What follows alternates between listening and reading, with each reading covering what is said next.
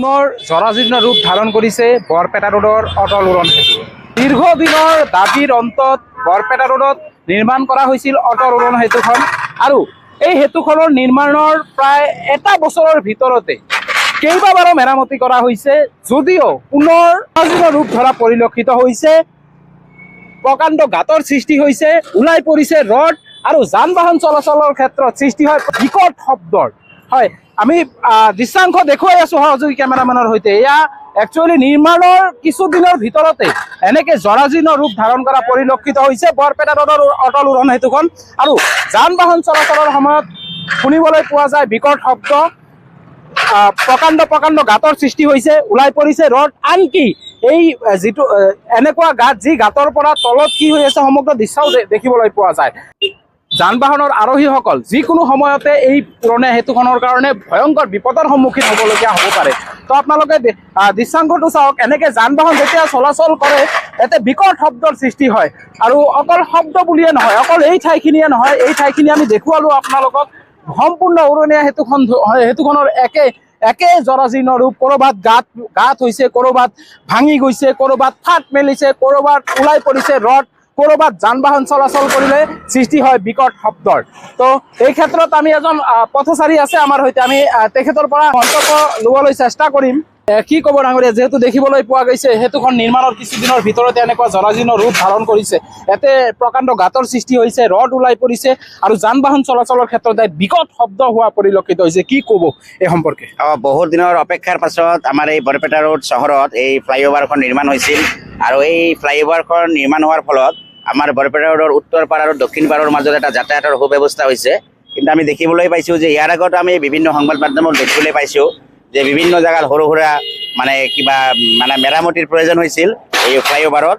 আৰু আজি আমি কিছুদিনৰ পৰা প্ৰত্যক্ষ কৰি আছোঁ যে ইয়াতে ইমান এটা গাঁতৰ সৃষ্টি হৈছে, যেতিয়া এটা ভয়ানক দুৰ্ঘটনা সংঘটিত হ'ব পাৰে। আৰু কিমান চাউণ্ড হৈ আছে আপোনালোকে নিজে প্ৰত্যক্ষ কৰিছে। এটা কিন্তু গাঁতৰ সৃষ্টি হোৱাৰ লগে লগে ৰড ওলাই পৰিছে আৰু যেতিয়া যান বাহন চলাচল কৰে এক বিকট শব্দৰ সৃষ্টি হয়।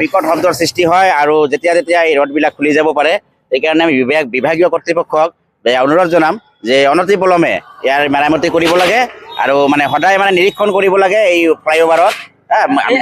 নিৰ্মাণৰ ক্ষেত্ৰত ক'ৰবাত বিসংগতি হৈছে বুলি ভাবে নেকি আপুনি? না, আমিতো ইমান অভিজ্ঞ নহয় যিহেতু নিৰ্মাণৰ ক্ষেত্ৰত, এইটো ইঞ্জিনিয়াৰে ক'ব পাৰিব।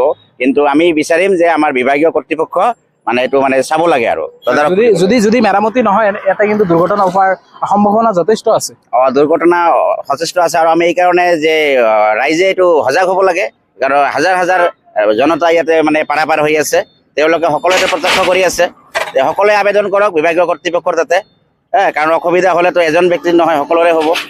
ইতিপূৰ্বে কিন্তু এই সেতুখনৰে এটা বছৰৰ ভিতৰতে একাধিকবাৰ মেৰামতি কৰা হৈছে, কিন্তু পুনৰ একে অৱস্থা। এইটো ৰহস্যজনক হৈ আছে ঘটনাটো, যে ইমান এটা নতুনভাৱে নিৰ্মাণ হোৱা বেছি দিন হোৱাই নাই, ইমান ধৰণৰ ফাট মিলি আছে জেগাত, এটা ৰহস্য আছে। ধন্যবাদ। আপোনালোকে একচুৱেলি এজন পথচাৰীৰ মন্তব্য শুনা পালে। এই যি আপোনালোকে অটল উৰণ সেতুখন আপোনালোকে প্ৰত্যক্ষ কৰিছে, একচুৱেলি এই সেতুখন নিৰ্মাণৰ এটা বছৰৰ ভিতৰতে কেইবাবাৰো মেৰামতি কৰা হৈছিল, কিন্তু যদিও মেৰামতি কৰা হৈছিল পুনৰ এক জৰাজীৰ্ণ ৰূপ ধাৰণ কৰা পৰিলক্ষিত হৈছে সেতুখনৰ। আমি আপোনালোকক সহযোগী কেমেৰামেনৰ সৈতে এই যান বাহন চলাচলৰ ক্ষেত্ৰত যদি শব্দ সেয়া শুনাবলৈ চেষ্টা কৰিম।